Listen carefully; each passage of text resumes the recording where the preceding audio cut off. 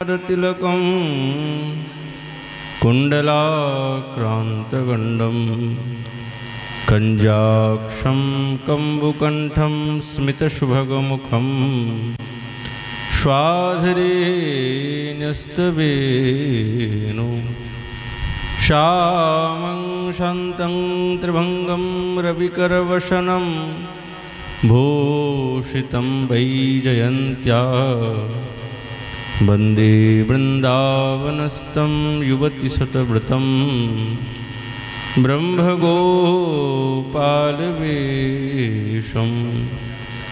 हा कृष्णकरुणासिन्धो दीनबन्धुजगत्पते गोपेषु गोपिकान्त श्री राधा कांत नमस्तुते।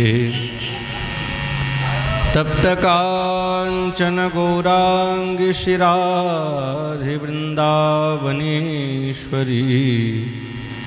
वृषभानुसुते देवी तं नमामि हरिप्रिये। नारायणं नमस्कृत्यं नरं चैव नरोत्तमं देवीं सरस्वतीं व्यासं ततो जयमुदीरये। तुलसीकाननं यत्र यत्र पद्मवनानि च पुराणपठनं यत्र तत्र सन्निहितः हरिः। जय रूप सनातन भट्ट रघुनाथ श्रीजीव गोपाल भट्टदास रघुनाथ। এই ছয় গোসাইয়ের করি চরণবন্ধন যাহা হইতে বিঘ্ননাশ অভীষ্ট পূরণ। বাঞ্ছা কল্পতরুভ্রষ্ট কৃপা সিন্ধুভৈব চ पतितानां पावनेभ्यो श्री वैष्णवे नमो नमः। दुर्गमे पृथिमेन्धस्खदुत्पादगतिर्मुहुः स्वकृपाजष्टिदानेन सन्तबलं बलम्।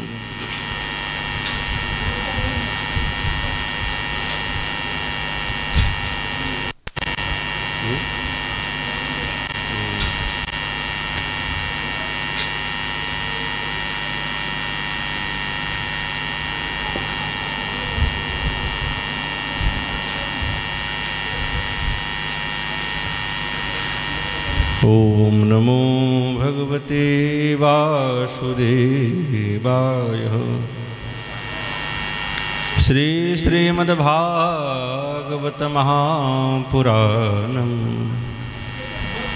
अथ श्री श्री गोपी गीतम्। ब्रजजनार्तिहन् वीरयोषिता निजजनस्मया ध्वंसनस्मित।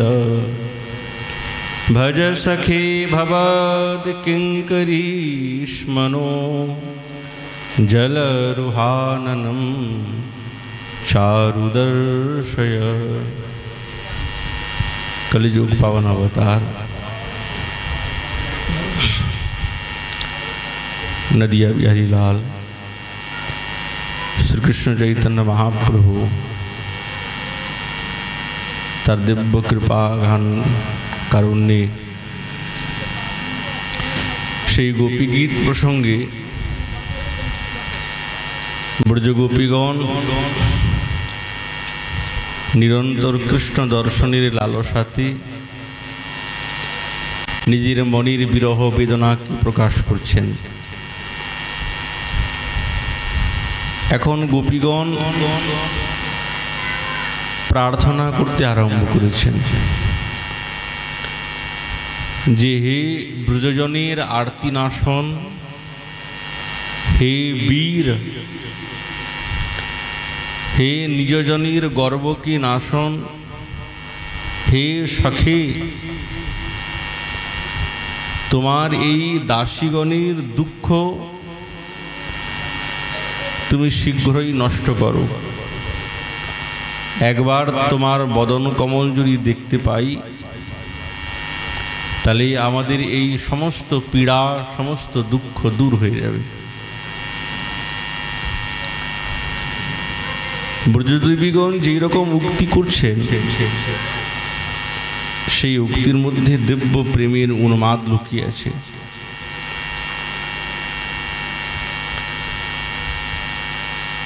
ওই জন্য সম্বোধন করছেন, হে ব্রজজনার্তিহাল। এত উৎসুকের সঙ্গে বলছেন যে তুমি তো সাক্ষাৎ ব্রজজনীর আরতিকে নষ্ট করে দাও। এটা তো আমরা সকলেই জানি। কত শত আসন্ন সেই মরণাকুল আরতি এবং মহা আপদ বিপদ থেকে তুমি সমস্ত ব্রজবাসীগণকে রক্ষা করেছো, ব্রজজনকে রক্ষা করেছো। আমাদের অন্তর্দশাতে যে এই দুঃখ, তুমিও কিন্তু এই দুঃখটাকে দূর করতে পারো, নিশ্চিত পারো। গোবিন্দ যদি বলেন যে আমি ব্রজজনীর আরতি নাশ করেছি ঠিকই, কিন্তু তোমাদের আরতি তো অন্য প্রকার। তোমাদের আরতি তো তাদের মতন না। তোমরা ব্রজবালা, এই রাত্রিকালে তোমরা এসেছো, সান্নিধ্য কামনা করছো। তো এইরূপ আরতি নাশ আমার সামর্থ্য কোথায়? আমার কাছে তো এই ক্ষমতা নাই। তখন ব্রজগোপীগণ বলছেন, কেন তুমি বীর না? তুমি তো বীর। অদেয় বস্তু তোমার সান্নিধ্যে লাভ করা যেতে পারে, আর সেই বস্তু লাভ করে সৌভাগ্যবতী হয়েছিলাম বলেই আমাদের মনের মধ্যে গর্ব হয়েছে। তাই তুমি এই গর্বকে নাশ করার জন্য আর অন্তর্হিত হলে। তো তার জন্য অন্তর্হিত হবার কি প্রয়োজন তোমার? তুমি যদি একটু মন্দ মন্দ হাসতে, তার দ্বারাই তো আমাদের সম্পূর্ণ গর্ব নষ্ট হয়ে যেত। এর জন্য তুমি আমাদেরকে ত্যাগ করে অন্তর্হিত হবার তো কোনো প্রয়োজন ছিল না।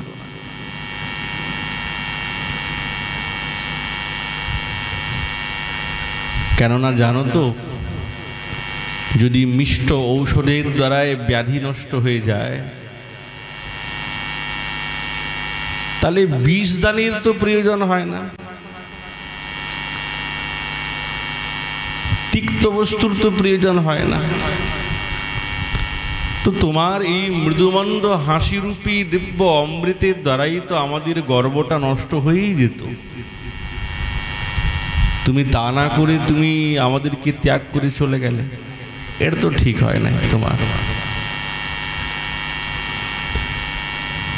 যেন গোপীগণ বলছেন, গোবিন্দের বদন কমল তো সাক্ষাৎ মাধুর্যময়,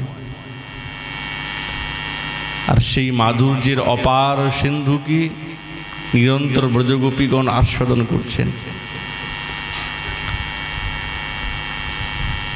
গোবিন্দের রূপ, গোবিন্দের স্বরূপ দর্শন করলেই গোপীগণ বলছেন, আমাদের মনের মধ্যে আর কিছুই আমরা চাই না, ইচ্ছাও করে না, কেবল ওইটুকু করিয়ে দাও, তাতেই তো হবে। माधुर्य बारिधि मदाम बुतरंग भंगी श्रृंगार संकुलित शीत किशोर वेशम आमंद हास ललिता ननचंद्र बिंब मानंद संप्लव मनु प्लवतांग मनो में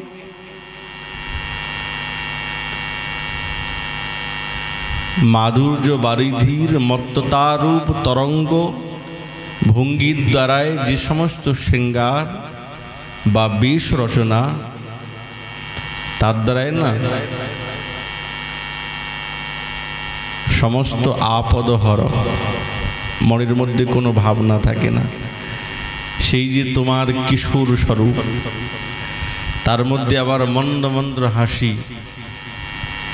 তার দ্বারাই দিব্য সুললিত তোমার দিব্য বদন প্রকাশিত পেয়েছে।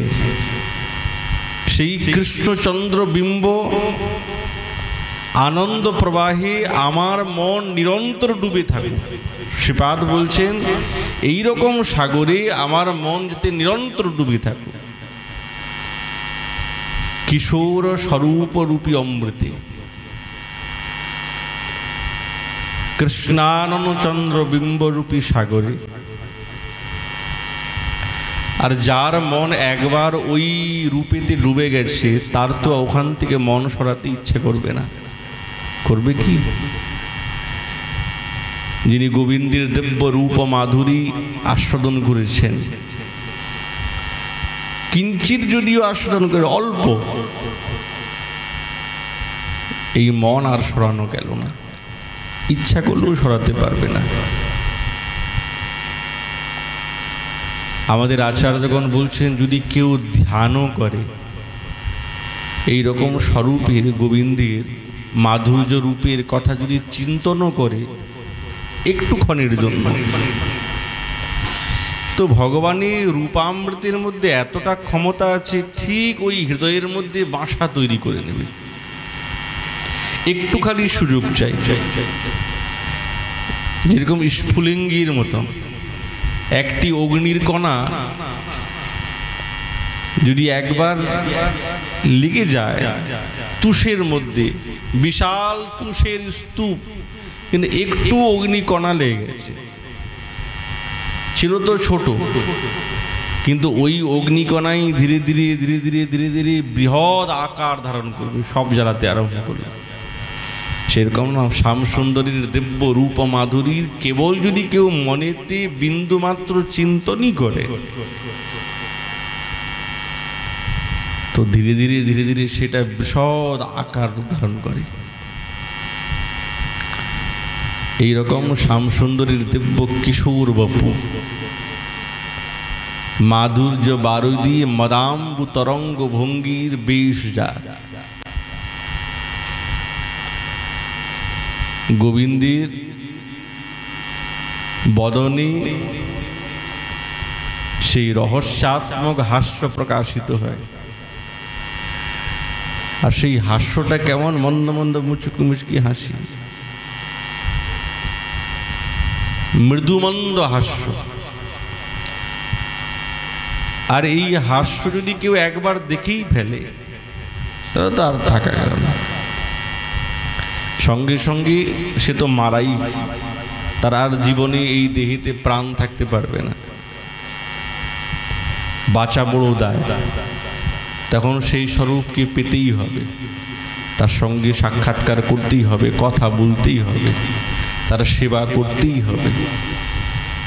এই ধরনের ভাব তখন গভীর রূপ ধারণ করে।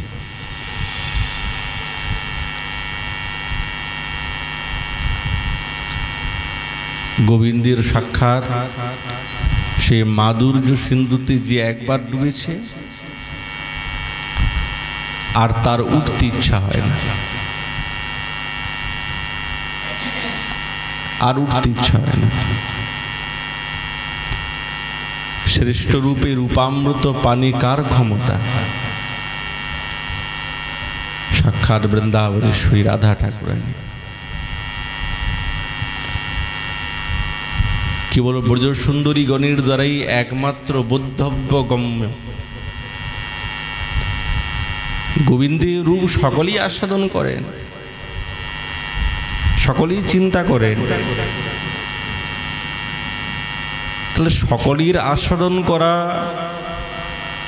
সকলের দেখা এক, বলছে এক কোনোদিনই হতে পারে না। সাধক যেই প্রকার ভগবানের দিব্য রূপ এবং মাধুরীকে আস্বাদন করেন,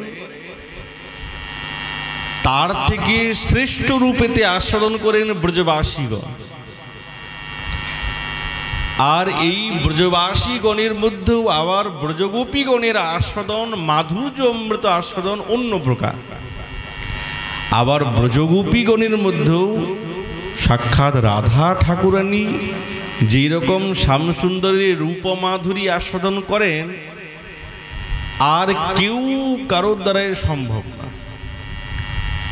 কারোর দ্বারাই সম্ভব না। পূর্বরাগের দশাতে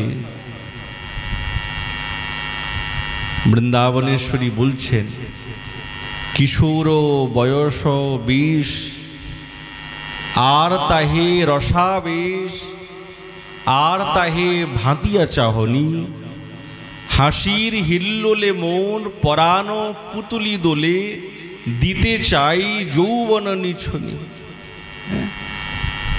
কিশোর বয়স, নবকিশোর নটবর। আর যেই কিশোরের মধ্যে নতুনত্ব আছে, পুরাতন বলে নাই, সবসময় নতুন, ক্ষণে ক্ষণে নতুন।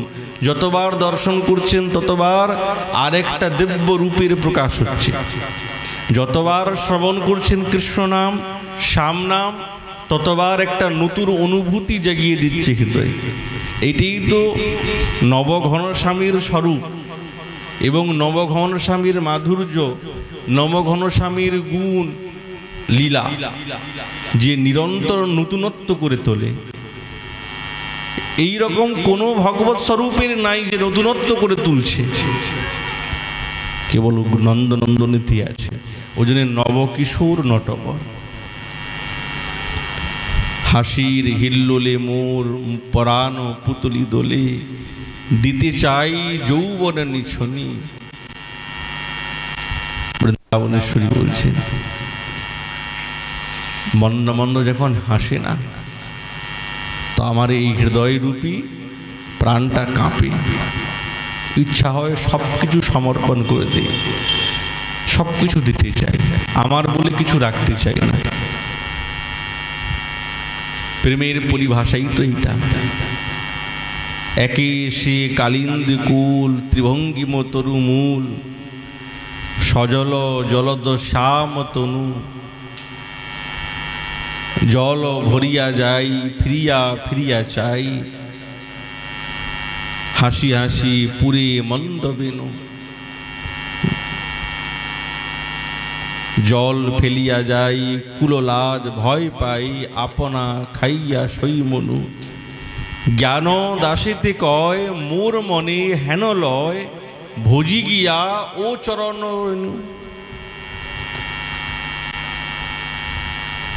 মনে হয় তার রূপটা নিরন্তর দেখতে থাকি, সামনে বসিয়ে দেখতে থাকি। তো তাকে পেতে গেলে তো তার রূপের কথা ভাবতে হবে, চিন্তন করতে হবে, তার স্বরূপের কথা।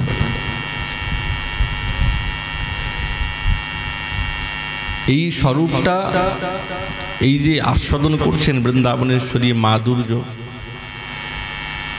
বারিধি মদাম্বুতরঙ্গ ভঙ্গি, এই আস্বাদনের নাম হচ্ছে মাধুর্য মগ্নাননম। যে গোবিন্দের মাধুর্যতে মুগ্ধ হয়েছে নিরন্তর, তার সম্পূর্ণ দেহ বদন, আর কোনো বিষয়ে তার মনোনিযোগ নাই। ও যে মাধুর্য মগ্নাননম। সাক্ষাৎ মহাপ্রভুতে এই ভাবটা পূর্ণ রূপে দেখা যায়। যখন গম্ভীরাতে রামানন্দ রায় মহাপ্রভুকে বলছেন, স্বরূপ দামোদর ঠাকুর পাশে আছেন, তো মাধুর্য মগ্নাননম এটার সুন্দর ব্যাখ্যা করলেন যে গোবিন্দের দিব্য মাধুর্য রস পান করে যে মগ্ন হয়ে যায় সম্পূর্ণ ইন্দ্রিয়, আর কোনো দিকে তার মন লাগে না। তো যখন সুন্দর রূপে বলেছেন না, তো হঠাৎ রামানন্দ রায় নির্নিমেষে মহাপ্রভুর দিকে দৃষ্টিপাত করলেন। আর দেখছেন সেই রূপের একবারে পূর্ণ রূপেতে প্রকাশ হয়েছে মহাপ্রভুতে। সেই সম্পূর্ণ মাধুর্য মগ্নাননের পূর্ণ বিকাশ সাক্ষাৎ মহাপ্রভুতে হয়েছে। তখন স্বরূপ দামোদর ঠাকুরকে হাত দিয়ে বলছেন, এই দেখুন আপনাকে একটা জিনিস দেখাই। বলছি কি বলুন তো? বলছে আপনি তো মাধুর্য মগ্নাননমীর ব্যাখ্যা শুনেছেন, কিন্তু সেইটা প্রত্যক্ষ কেমন হয়? ভাবের কথা তো শুনেছি, কিন্তু ভাব যে কেমন হয় প্রত্যক্ষে এটুকু জানা দরকার। এই দেখুন সাক্ষাৎ মহাপ্রভুর দিকে তাকান, তখন দেখছেন মহাপ্রভুর দিকে নীরদ নয়নী নীরঘন সিঞ্চনী পুলক মুকুল অবলম্ব শ্বেত মকরন্দ বিন্দু বিন্দু চৌয়ত বিকশিত ভাব কদম্ব কি পেখিনু নটবর গৌর কিশোর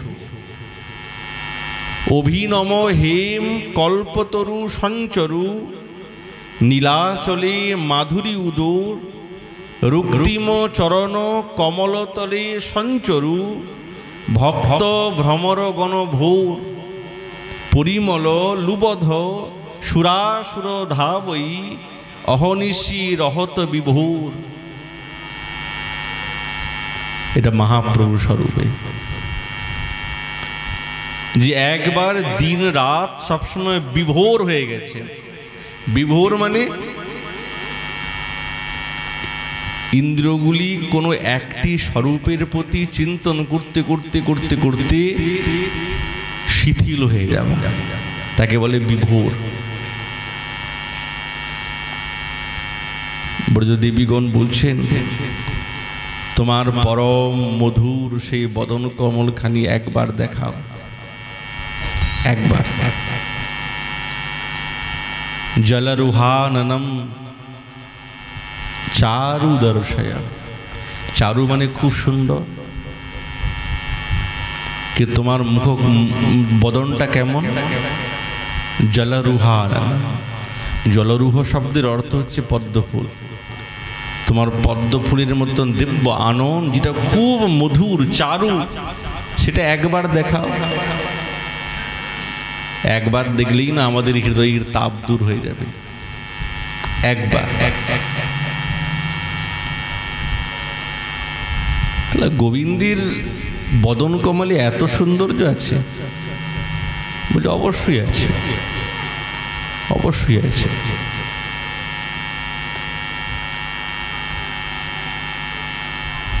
মুকুলায় মান নয়নাম ভুজম বিভো মুরলী নিনাদ মকরন্দ নির্ভরম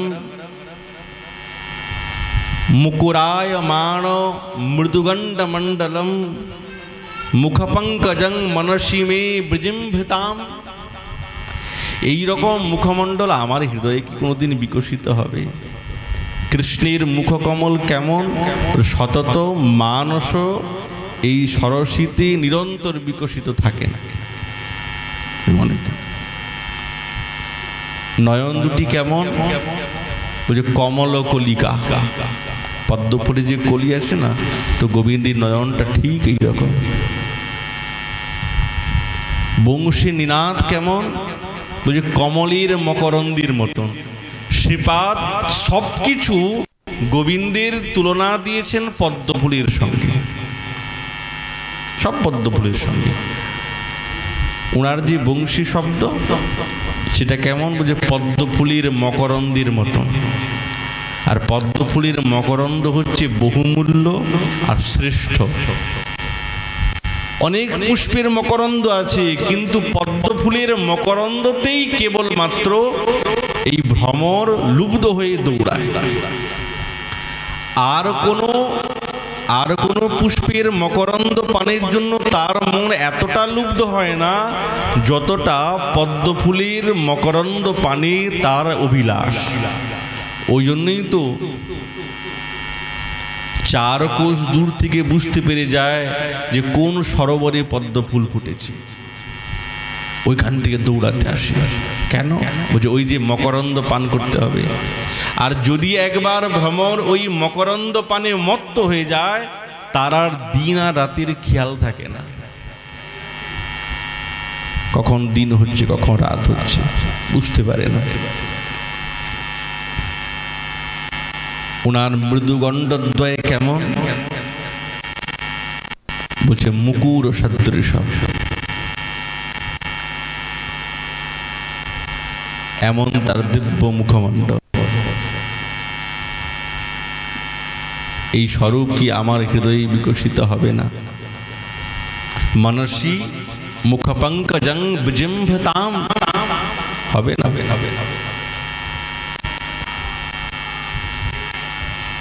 গোবিন্দ দর্শন করে যদি মাধুর্যামৃত রস না করতে পারা যায়, তাহলে কিন্তু দর্শনটা সঠিক হবে না। গোবিন্দ দর্শন করে না, তার মাধুর্য রসটাকে পান করতে হবে, যেরকম আমাদের আচার্যগণ করেন। আর বৃন্দাবনেশ্বরী তো কার কথা, রাধা ঠাকুরানী নয়নদ্বয় কৃষ্ণের গণ্ড মুকুরে প্রতিফলিত হয়ে কৃষ্ণের মুখপদ্মে যেন খঞ্জনীর ন্যায় শোভা পাচ্ছে। কি তার অপূর্ব শোভা! পূর্বরাগ দশাতে ব্রজবালার কৃষ্ণ মুখ মাধুরীর অনুভবটা প্রকাশ করছে। গোবিন্দের মুখ মাধুরী তারা আস্বাদন করবেন না তো কি আস্বাদন করবেন? শরদ পূর্ণিমা, ইন্দু মুখ মণ্ডল, তনু ঘন শ্যাম কান্তি, নয়ন কমল অলি, ভুরু যুগ ভঙ্গিমা, লাগি রহল মধুমাতি, সজনী হেরিলু নাগর নন্দ কিশোর। এইরকম নাগর নন্দ কিশোরকে আমি দেখেছি। ভঙ্গিম আলসে অলপ অবলোকন, তরলিত চিত ভেল মোর, চন্দ্রক চারু চূড়ে বনি বনমাল, মণ্ডিত মধুকর পান্তি, চন্দন তিলক অলকা আধ ঝাঁপল, হেরি নব ইন্দুক ভাতি, হিয়ে মণিহার শ্রবণে মণিকুণ্ডল, সহজেই সুমূরতি সেহ, জ্ঞান দাস কহ, অরূপ হেরইতে কো ধনী ধরু নিজ দেহ। যে একবার ওই রূপটায় দেখেছে, সে কি আর হৃদয়েতে ধৈর্য ধারণ করতে পারে?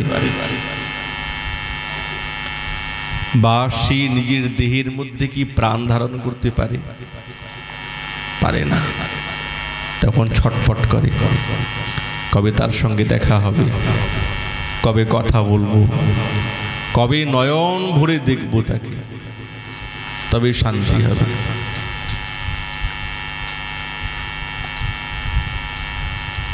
যখন ব্রজ সুন্দরীগণ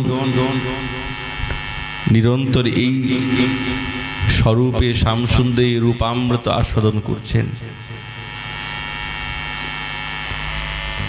তখন ব্রজগোপীগণ বলছেন, তুমি না আমাদের ভজন না করলে আমাদের দুর্দশা দর্শনে তোমারও দুঃখ হবে। কারণ তুমি আমাদের সখা, তুমি সখা,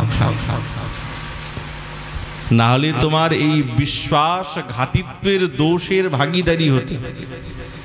সখা হয়ে শহীদ হয়ে, শহীদ কাকে বলে? শহীদ তাকে বলে যে পর দুঃখে দুঃখী।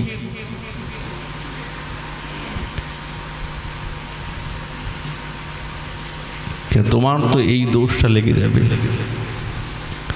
গোবিন্দ যেন বলছেন যে তোমরা যা বলছো এখন আমার তাতে কোনো আগ্রহই নাই, যা কিছু তোমরা বলছো এতে আমার কোনো আগ্রহ নাই। এই জন্য দৈন্যের সঙ্গে বললেন, আচ্ছা ঠিক আছে, আমরা তো তোমার কিঙ্করি, আমরা তো দীনা, আমরা তো শরণাগতা, তোমার চরণের দাসী আমরা, আমাদেরকে উপেক্ষা করা কি তোমার উচিত? এরকম উপেক্ষা করো না। যদি বলো যে তোমরা অন্য কারো আশ্রয় গ্রহণ করো, আমার আশ্রয় ছেড়ে তোমরা অন্য কারো আশ্রয় গ্রহণ করো। গোপীগণ বলছে দেখো এই কথাটা তুমি বলবে না, খবরদার, আমরা তোমারই দাসী। ওই জন্য বলছেন ভবৎ কিঙ্করি, তোমারই, তুমি ছাড়া কারো নয়, কাউকে জানি না, কারো কথা শুনি না, কারোর সঙ্গে প্রেম প্রীতি নাই।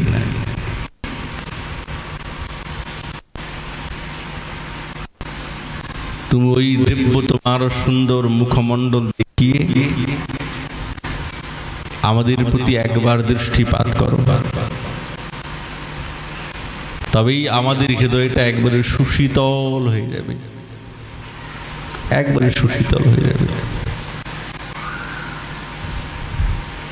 আমরা নিজের চেষ্টাতে তো তোমাকে দর্শন করতে পারবো না, আমাদের সেই ক্ষমতা নেই যে আমাদের ক্ষমতার বলেতে তোমার দর্শন করব, তোমাকে দেখব। তুমি যদি কৃপা করে আমাদেরকে দেখাও, তুমি যদি কৃপা করে আমাদের নিকটে আসো, তুমি যদি কৃপা করে তোমার সেই দিব্য মুখমণ্ডল আমাদের দেখাও, তাহলে আমাদের সন্তাপ দূর হবে। নালে এই জগতে আর কোনো বস্তু দেখছি না যে আমাদের হৃদয়ের তাপ দূর হতে পারে।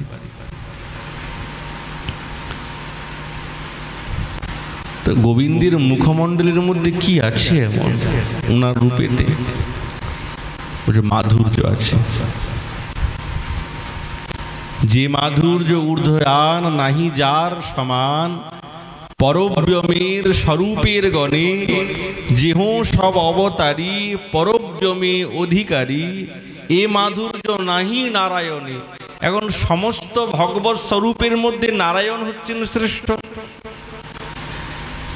এই নারায়ণের উপাসনা ব্রজবাসীগণ করেছেন, উনাদের কুলদেবতা সত্যনারায়ণ ভগবান, তারা তো আর গোবিন্দকে উপাসনা করছেন না, নারায়ণকে উপাসনা করছেন। কেন? বলছে নারায়ণ, লক্ষ্মী নারায়ণের উপাসনা আগেই ছিল, আগে লক্ষ্মী নারায়ণেরই উপাসনা ছিল। রাধা গোবিন্দের উপাসনা তো অনাদিকাল থেকে, এ তো কোনো আদি নেই আর কোনো অন্ত নেই, কিন্তু রাধা গোবিন্দের উপাসনা কেউ জানতো না, কেবল রসিকজন ছাড়া। সকলেই লক্ষ্মীনারায়ণের উপাসনা করতেন। কেন করতেন? বলে তারাই হচ্ছেন শ্রেষ্ঠ ভগবত অবতারের মধ্যে নারায়ণ হচ্ছেন প্রমুখ। ওই জন্য শ্রীপাদ দৃষ্টান্ত দিচ্ছেন যে এই মাধুর্য নাহি নারায়ণে, নারায়ণেতে এই মাধুর্য নাই, ঐশ্বর্য।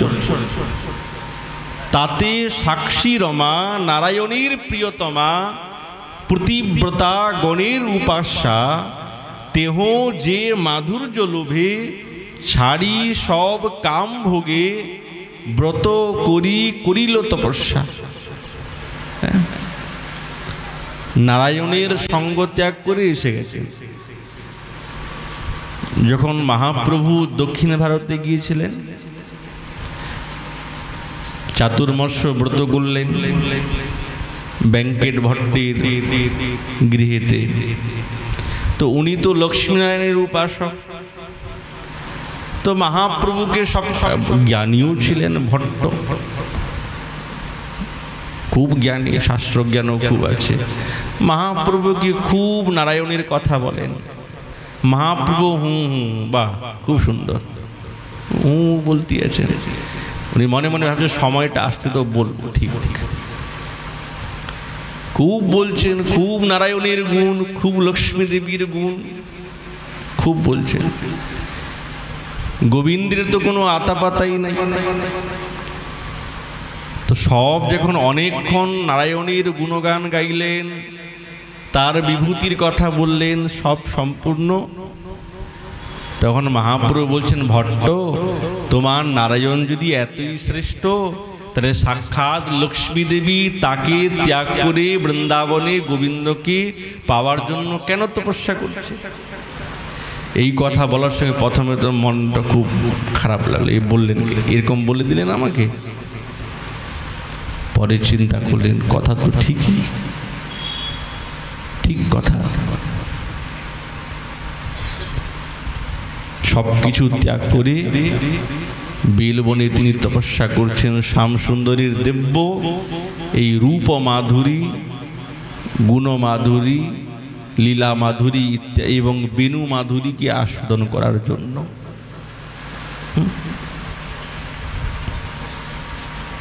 কিন্তু হচ্ছে না। সেই তো মাধুর্য সার, অন্য সিদ্ধি নাহি তার, তেহ মাধুর্যায় গুণর খনি। মাধুর্যের গুণের খনি শ্যামসুন্দর। আর এই মাধুর্য একচেটিয়া সম্পদ আস্বাদন করছেন ব্রজগোপীগণ, আর কারোর ক্ষমতা নাই। হ্যাঁ, আস্বাদন করতে পারবেন, ইনাদের অনুগত না হলে হবে না, ইনাদের অনুগত হতে হবে। আর এই মাধুর্য না গোবিন্দের আছে ঠিক, কিন্তু মাধুর্যকে নিষ্কাশিত করেন, দহন করেন কে? যেরকম গাভী দুগ্ধবতী, দহন তো করতে লাগবে, তবেই তো দুগ্ধটা এই জগতে আসবে, পাবে, আস্বাদন করা যাবে। নাহলে গাভী দুগ্ধবতী, দুগ্ধবতী তাতে কি হয়েছে?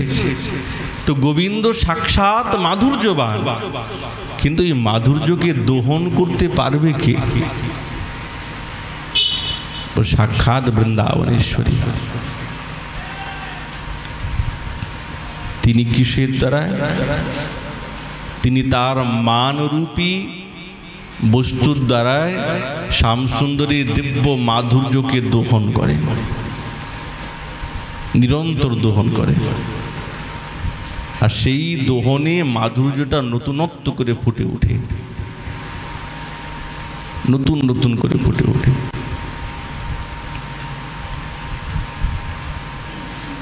আজ ব্রজগোপীগণ বলছেন,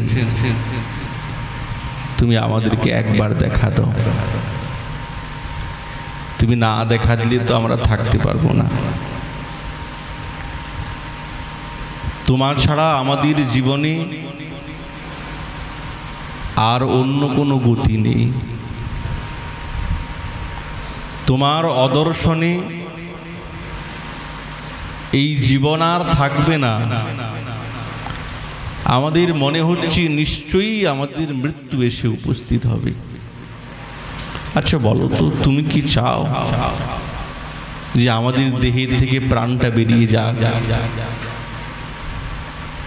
তুমি কি চাও আমাদেরকে এই প্রকার মেরে ফেলতে?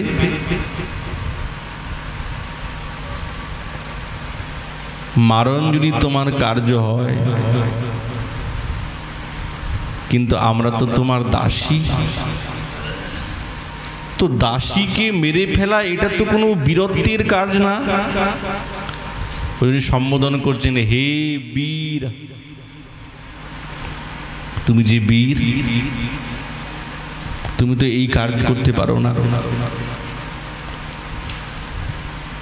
ওই জন্য তুমি একবার সুন্দর দিব্য সেই পদ্ম ফুলের মতন কোমল স্বরূপ মুখমণ্ডল একবার দেখাও, একবার দেখাও। গোপীগণ বলছেন, ইনারা নিজেরাই প্রশ্ন করছেন, নিজেরাই উত্তর দিচ্ছেন, নিজেরাই প্রশ্ন করছেন, নিজেরাই উত্তর দিচ্ছেন। আচ্ছা তুমি যদি বলো যে আমি তোমাদের মাথায় হাত দিলে তোমাদের জীবন প্রাপ্ত হবে। আচ্ছা ঠিক আছে, আমি তোমাদের মাথায় হাত দেব নিশ্চিত, কিন্তু শোনো আমার একটা শর্ত আছে। কি শর্ত? তোমরা না সকলে চোখ বন্ধ করো, চোখ বন্ধ করো, তবে আমি মাথায় হাত দেব। গোপীগণ বলছে এইটা আবার কেমন কথা বলো? আমরা চোখ বন্ধ করে থাকবো, তুমি আমাদের মস্তকে হাত দেবে, এই রকম হাত চাই না আমরা, এই রকম হাত চাই না। এরকম শ্রীহস্ত পেয়েও আমাদের কোনো লাভ নেই, আরো বেশি দুঃখ। দুঃখ নাশ হবে না, আরো বেশি দুঃখ বাড়বে। যে আমাদের খুব প্রিয়জন, তার সঙ্গে অনেক দিন দেখা হয় নাই, সংবাদ পেয়েছি তিনি আসবেন, তিনি খবর করলেন শোনো আমি কিন্তু আসবো, তুমি চোখের মধ্যে কাপড় বেঁধে রাখবে, একটু দেখা করেই চলে যাবো। তো এইরকম দেখা করা না দেখা করার থেকে আরো বেশি কষ্টদায়ক। যে প্রিয়জন আমার কাছে আসলো, তার বদন কোমল দেখতে পারলাম না, আমাদের চাই না এরকম। এই কথা তুমি বলবে না। তোমার রূপটা দর্শন করব, তোমার রূপটা দর্শন করি, তোমার করকমল মস্তকে নিতে চাই। তোমার হাসি মাখা মন্দ মন্দ হাসিযুক্ত মুখকমল দেখব।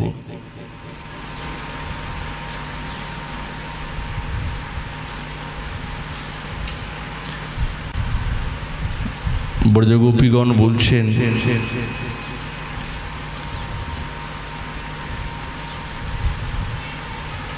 যে তুমি আমাদের কাছে তো আসবে,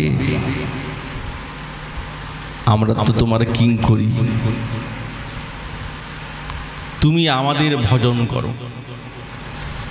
গোবিন্দ বলছে এই আবার কেমন কথা? তোমরা বলছো কিঙ্করী, তো কিঙ্করী তারা তো সেবা করবে, তারা ভজন করবে, আর তোমরা বলছো যে আমি তোমাদের ভজন করব। আচ্ছা তাহলে ভজনটা কি প্রকার বলো? তোমাদের সেবা কি প্রকার, কি প্রকার সেবা করতে হবে বলো? তো গোপীগণ বলছে শোনো, তুমি যদি শুনতে চাও তাহলে বলি। তোমার যে এই দিব্য মাধুর্যময় মুখমণ্ডল, সেই মুখমণ্ডল আমাদের কাছে তুমি প্রদর্শন করো, এইটাই আমাদের সেবা, এইটাই আমাদের ভজন, আর কিছু চাই না। তো গোবিন্দ বলছেন কেন মুখখানি দেখাতে হবে? কেন তোমরা কি দেখো নাই আগে? দেখেছো তো, কেন দেখাতে হবে?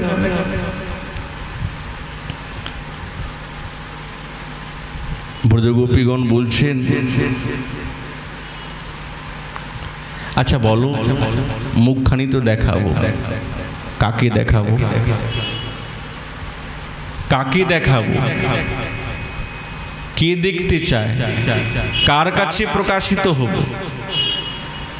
তখন ব্রজগোপীগণ বলছেন কে দেখতে চায় এই কথা বলতে পারবো না, এই কথা বলা যাবে না, কিন্তু আমরা তোমার কি করি, তোমার মুখ দর্শনে আমরা যোগ্যা, ওই জন্য তোমাকে নিজের বদন কমল দেখাতেই হবে, না দেখালে হবে না, আমরা শুনবো না।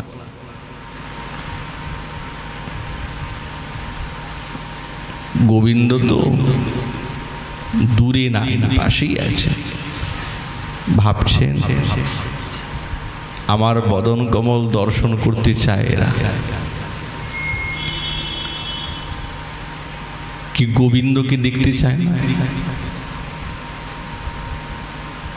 গোবিন্দ দেখতে চান ব্রজগোপীগণের মুখ কমল, বৃন্দাবনেশ্বরীর বদন কমল তিনিও দেখতে চান।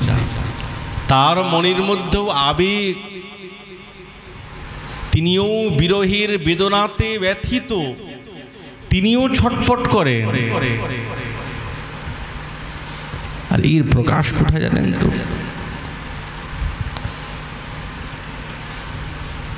একবার যখন কৃষ্ণ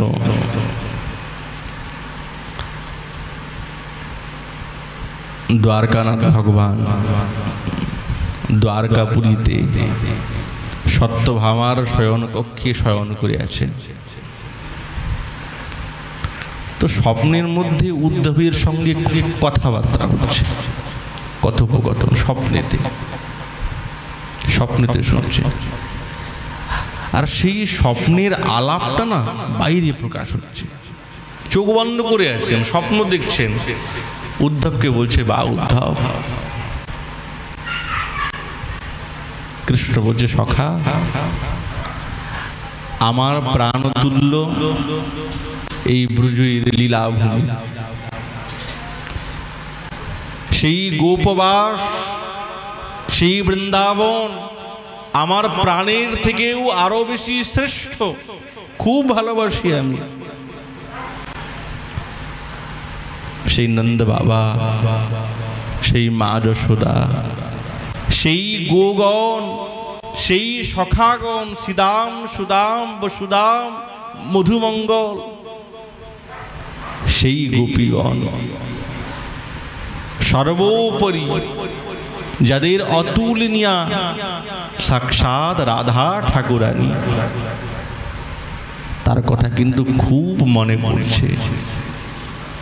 এদেরকে ছাড়া এই দ্বারকাপুরীর এত বৈভব থাকা সত্ত্বেও আমাকে না বিষের মতন জ্বালা দিচ্ছে, বিষের মতন জ্বালা, ছটফট করছে, থাকতে পারছে না। এটা স্বপ্নে, সাক্ষাৎ নয়, স্বপ্নে দেখছেন। আর সেইটি বাইরেই প্রকাশ হচ্ছে। সত্যভামা কান দিয়ে শুনছেন, কি বলেন, কি বলছেন। ও আচ্ছা, এই যে উক্তি, এই উক্তিটা কখন? যখন দ্বারকানাথ এই কুরুক্ষেত্রেতে ব্রজবাসীগণের সঙ্গে সাক্ষাৎকার হয়েছিল, তারপরে সাক্ষাৎকার হবার পরে যখন দ্বারকাপুরীতে গেলেন, তখন শয়নে আছেন, তখন দেখছেন, তখন ভাবছেন। বৃন্দাবনেশ্বরীর কথা খুব মনে পড়ছে, গোপীগণের কথা খুব মনে পড়ছে, ভালো লাগছে না, কিছুতেই থাকতে পারছেন না। প্রাণ পিয়ে শুনো মোর সত্যবচন, আমার সবার স্মরণে ঝুরো মোর রাত্রি দিনে, মোর দুঃখ না জানে কোন জনা, কেউ জানে না। ব্রজবাসী যতজন মাতা পিতা সখাগণ, সবে হয় মোর প্রাণসম। তার মধ্যে গোপীগণ সাক্ষাৎ মোর জীবন, আর তুমি মোর জীবনের জীবন, তুমি সাক্ষাৎ রাধা ঠাকুরানী, তুমি আমার প্রাণেরও প্রাণ। তোমার কথা কি করে ভুলতে পারি? তো ভুলার জিনিস না।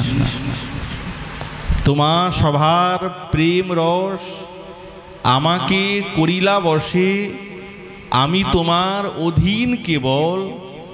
তোমা সভা ছাড়াইয়া আমা দূর দেশে লইয়া, রাখিয়াছে এই দুর্দৈব প্রবল। আমার কি দুর্ভাগ্য, দুর্দৈব দেখো, যে তোমাদের মতন প্রিয়জন, যে প্রাণ তুল্য, তাদের থেকে বিচ্ছেদ করে বুঝি আমার এই দেহটাকে দ্বারকাপুরীতে ফেলিয়ে রেখেছে। প্রাণ আমার ওখানে আছে বৃন্দাবনে, আর আমার দেহটা ওখানে ছটফট করছে। আমার না এই দ্বারকাপুরী বিষের মতন মনে হচ্ছে, ভালো লাগছে না। কি হবে বল? গোপীগণের যে মনের মধ্যে যে দিব্য ভাব, এই ভাব একবারে পৃথক, একবারে আলাদা।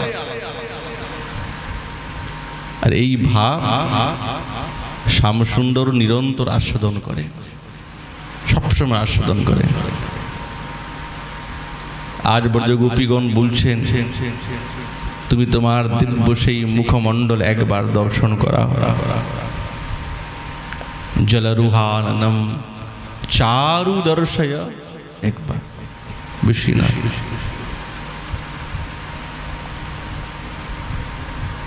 ঠাকুরানীর মধ্যে যে দিব্য বিরহ বেদনা আছে, সেই বিরহ বেদনার যে সমূহ গাঢ়, সেটাই হচ্ছেন প্রেম। আর এই প্রেমের কারণে ঠাকুরানীকে অস্থির করে তোলে। একবার যখন বৃন্দাবনেশ্বরী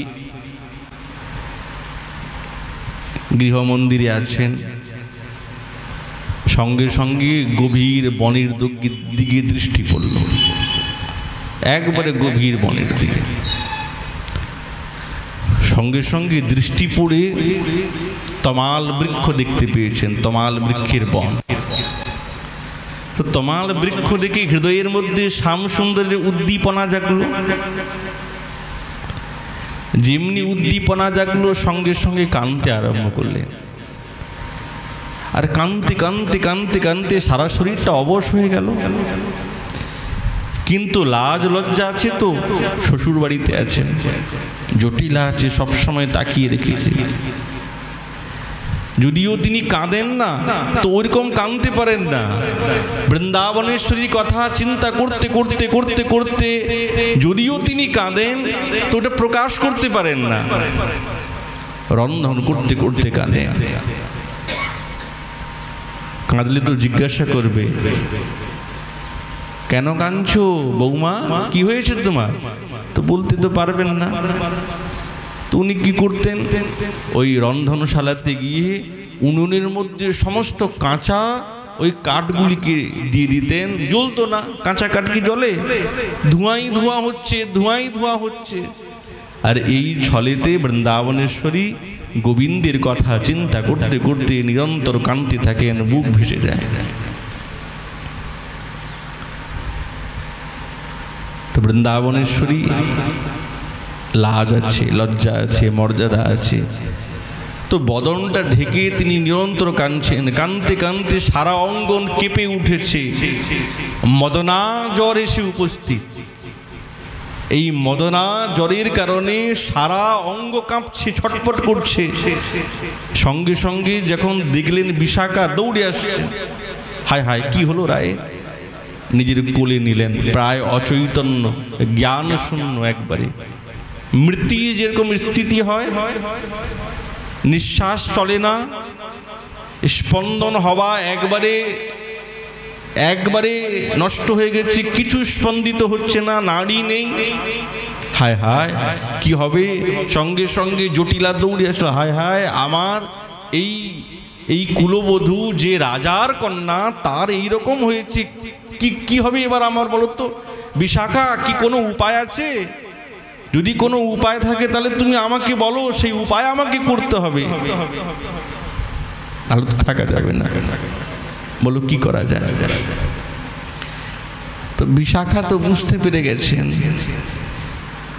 কোন জ্বর হয়েছে, কোন কম্প হয়েছে। একজনই আছে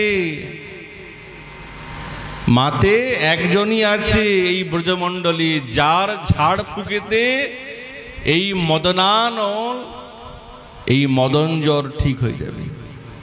তাড়াতাড়ি বলো, কে বলো তো? ও বাবা, তুমি জানো না এই ব্রজমণ্ডলে বিখ্যাত?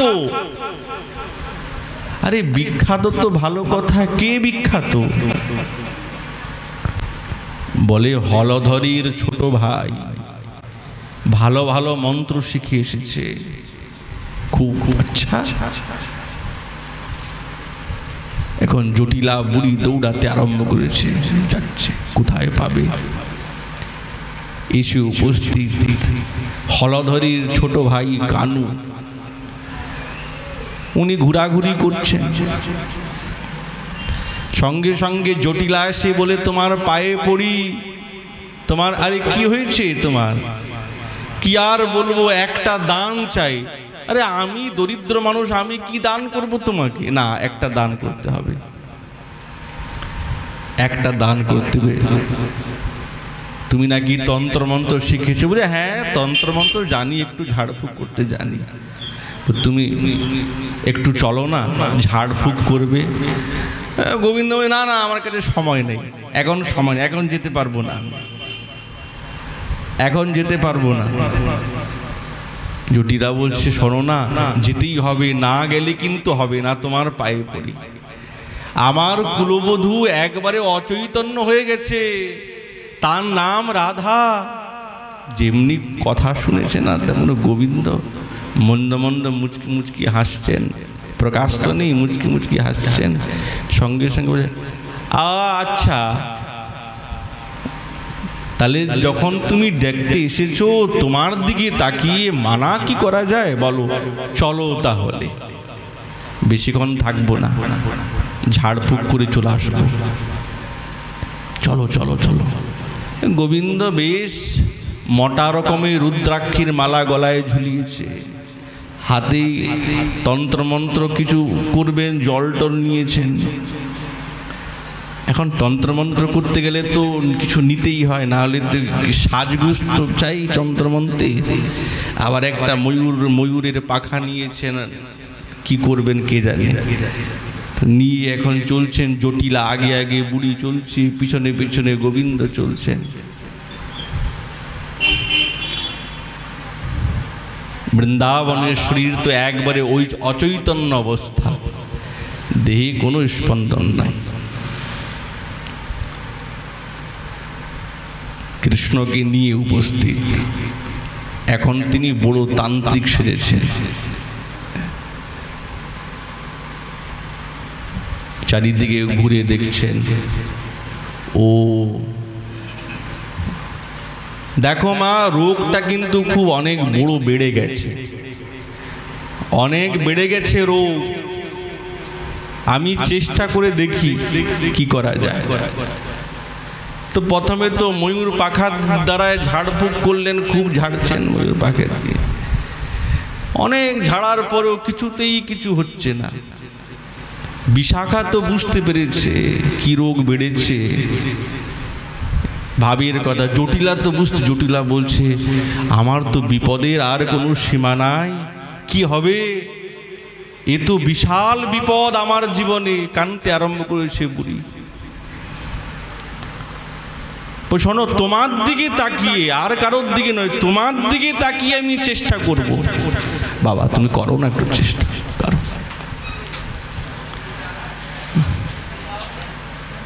গোবিন্দ তো এবার মন্ত্র পড়তে আরম্ভ করেছেন, কি যে বলছেন কি জানে, উনি নিজেও জানে না কি বলছেন।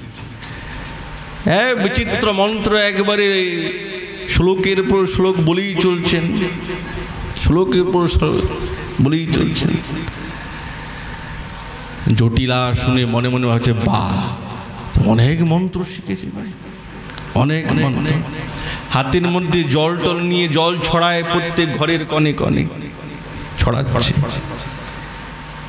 কেউ দেখে বলতে পারবে না যে ইনি তান্ত্রিক নয়, একবারে তান্ত্রিকের মতো। ঝাড়ফুঁক কেমন করে।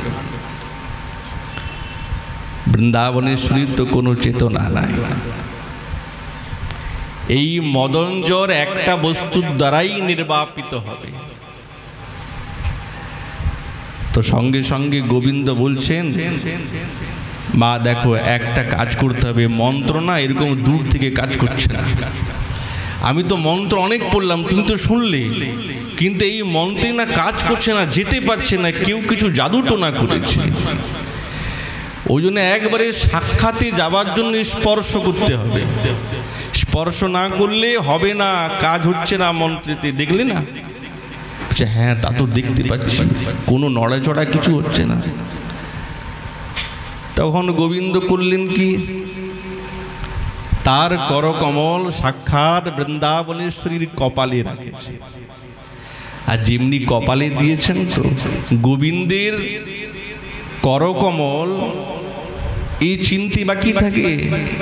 আর যেমনি কপালে দিয়েছেন আর সঙ্গে সঙ্গে কি যেন কানের মধ্যে ফুসফুস করলেন, বৃন্দাবনেশ্বরী বুঝে গেলেন।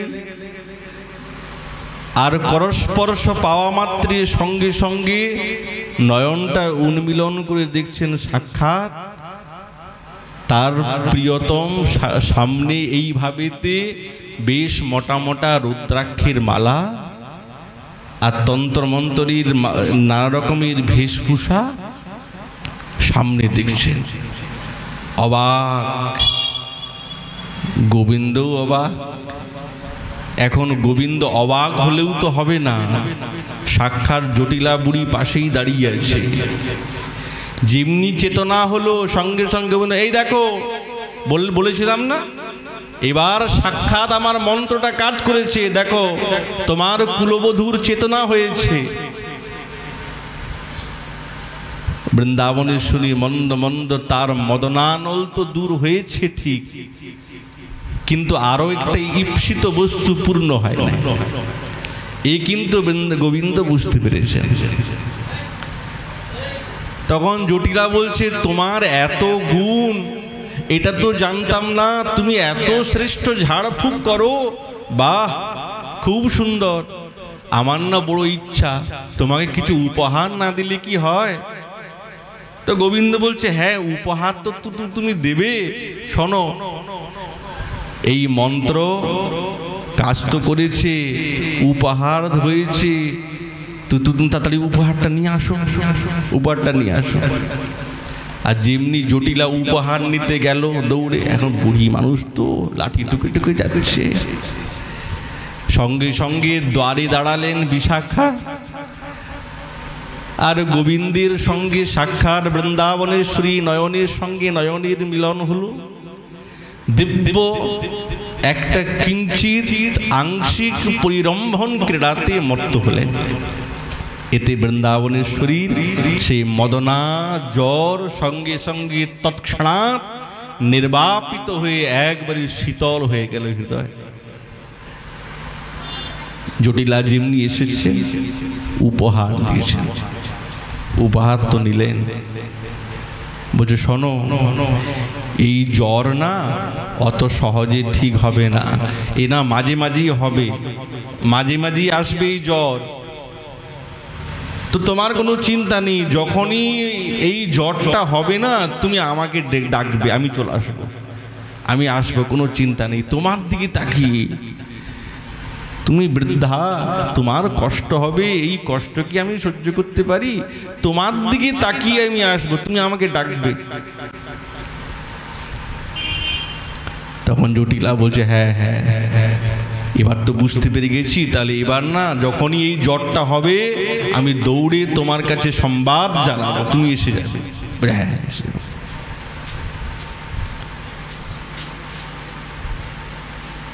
বৃন্দাবনেশ্বর গোবিন্দ তৎক্ষণাৎ বৃন্দাবনেশ্বরী সেই হৃদয়ের যে দুঃখ তাপ মদন পীড়া সেটাকে নির্বাপিত করে তিনি সেইখান থেকে বিদায় নিলেন। তো বৃন্দাবনেশ্বরী হৃদয়ে যে তাপ, এই তাপ সাধারণ তাপ না, এই বেদনা সাধারণ বেদনা নয়।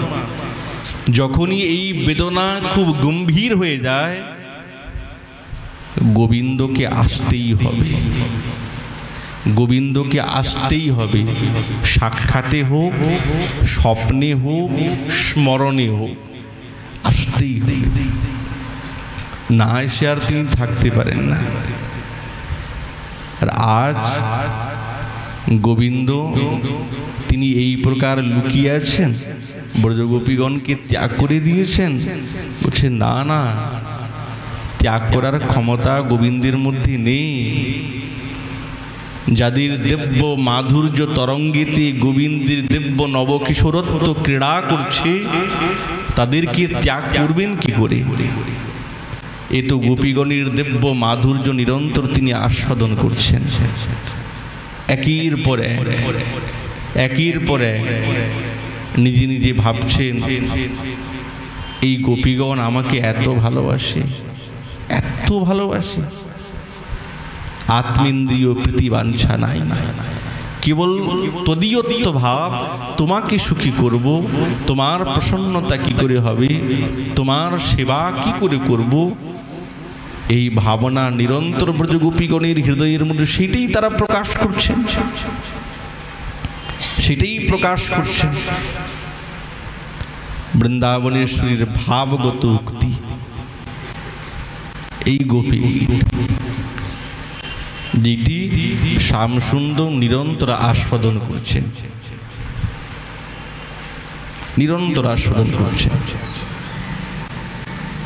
তো আমরা এই গত 7 দিন যাবৎ এই সাপ্তাহিক ক্রমেতে এই গোপী গীতির কিঞ্চিত অংশ আমরা আস্বাদন করলাম।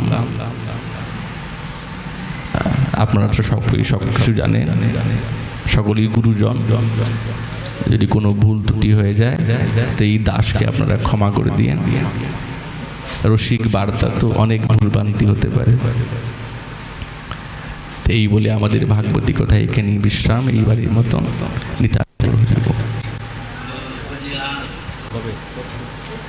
আর সমস্ত ভক্তবৃন্দের চরণে নিবেদন যে আগামী ভুবন মণ্ডল কীর্তন হবে, আর আগামী পরশু মধ্যাহ্নে আপনারা সকলেই এখানে প্রসাদ পাবেন। আমাদের ভগবানদার মায়ের বিরহ তিথি, তো রাধা অষ্টমীর উপলক্ষে এই অনুষ্ঠান এখানেই করলেন উনি।